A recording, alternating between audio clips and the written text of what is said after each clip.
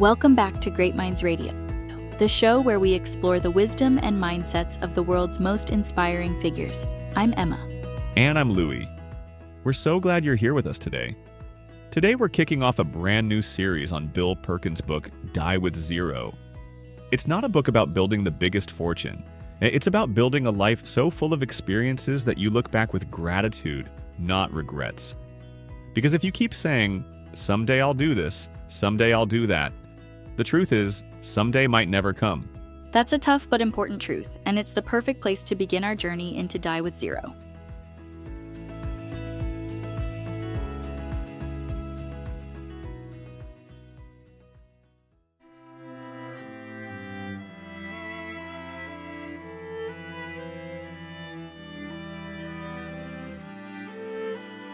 In Die with Zero, Perkins argues that life isn't about maximizing the money you earn. It's about maximizing the experiences you collect during your lifetime. We'll explore the key lessons from the first two chapters.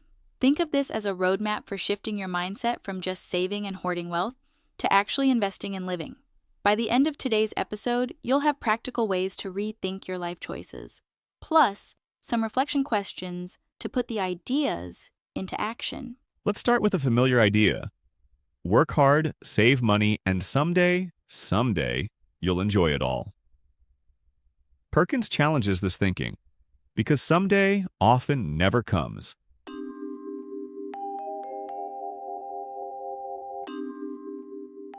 Your health declines, your energy fades, and the opportunities slip away. Think about it. Have you ever promised yourself, I'll travel when I retire, or I'll try that hobby later when life slows down? Too often, later arrives too late. To make this clear, let's talk about two fictional characters, Alex and Jordan. Alex works day and night. His bank account balance keeps rising. Every month he checks it with pride, thinking, one day I'll use this to enjoy life.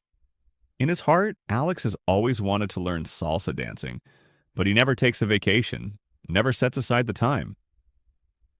Salsa stays a dream in the back of his mind. Jordan, on the other hand, also works hard. He earns his salary through focus and effort. But he makes sure to spend on experiences, a weekend trip with friends, a cooking class in a new cuisine, time learning guitar.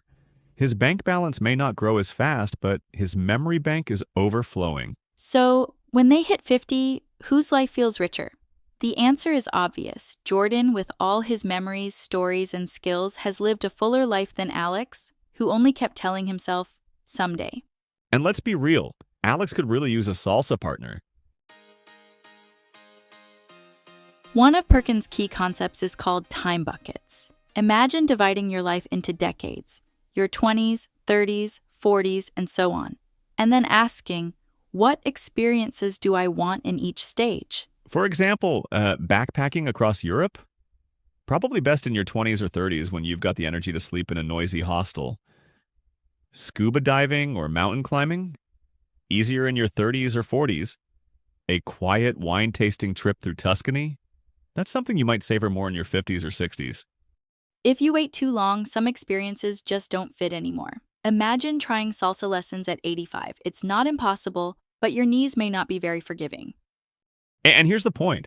Time is the most precious currency.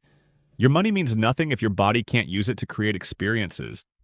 Perkins goes further. He says to think of experiences like investments. Not just one big trip every 10 years, but a portfolio of small and large, solo and shared, adventurous and restful experiences. A Saturday cooking class, a family road trip, a quiet morning fishing with your father, a big international adventure with friends. Each of these adds richness to life. And together they build a portfolio of memories that no stock market can match. Experiences make us richer in identity and joy, far beyond what material possessions can give, unless the material thing is a pet tiger, of course. And we'll save that tale for another episode if there ever is one. I didn't quite get that joke, Emma, but anyway, sharing experiences adds even more value. Taking photos, telling stories, even posting on Instagram, the act of sharing actually makes the memory stronger. The app itself isn't the goal, but the moment of connection becomes part of the experience. Perkins also introduces experience stacking, the idea of creating multiple memories from one event. Let's say you go to Italy, you take a cooking class, tour a vineyard, and learn some Italian phrases. Now that one trip gives you multiple layers of memory and meaning. And it doesn't have to be expensive. A weekend getaway can be as memorable as a luxury vacation if you're intentional. A hike with friends, a local festival, even a family barbecue where you try a new recipe. That's right. Family barbecues are always fun. Just be prepared when the dog enjoys the new recipe more than the humans. And novelty matters. Challenging, unusual, or meaningful experiences. Performing on stage, running a marathon, learning a new skill, stick far longer than passive ones. Although, let's be honest, viral cat videos are a memorable experience of their own kind. Haha, I'm not sure I follow. But anyway, the first two chapters of Die with Zero deliver a powerful message. Don't just wait and save for someday. Be intentional with your life. Build a portfolio of experiences, aligned with your life stages, layered whenever possible, and shared whenever it counts. Because money is only valuable if it translates into living. Otherwise, it's just numbers in an account.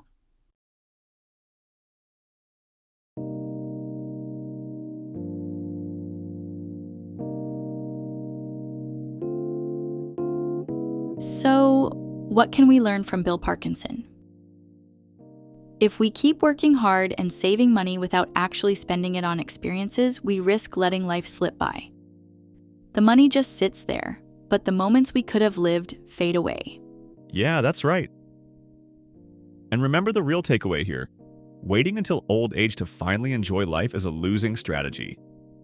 By then, it's often too late to create the memories you could be living today. So now it's your turn to put this into practice. Think of one small step you can take today. Maybe calling an old friend, signing up for a class, or planning a simple trip. Don't let this just stay as inspiration. Live your life like the great minds do. Right. If you've been postponing something, like Alex with his salsa dancing, ask yourself, what's stopping me from starting now? Even the smallest step counts. Send a message, sign up, put a date on your calendar. Action creates momentum, and even the tiniest step can open the door to a bigger change.